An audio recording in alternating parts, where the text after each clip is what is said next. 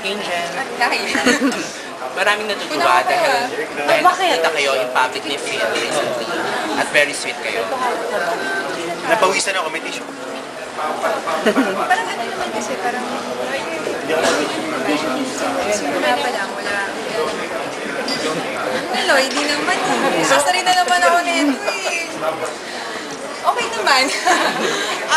Yun, kung kami sa tao eh. Kasi ganun talaga. Ay, kasi huwag ka makinig. So you're saying na si Phil ang nagpapasaya sa inyo? Hindi, si James. Parang na to. Sa akin kasi, And you're very supportive kasi nanood ka ng laban. yes. Sunod ka? Hindi ka kasi Nakita kita na ito. Sabi nila kasi inspired daw talaga si Phil that time kasi dalawa yata. Points, 2 goals.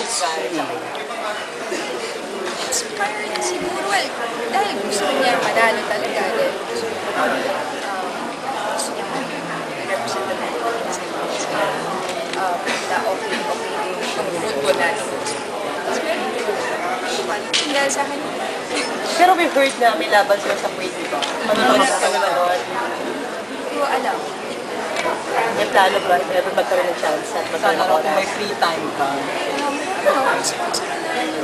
Yung sports commission yung ticket ko. Hindi. Or ni Phil mismo.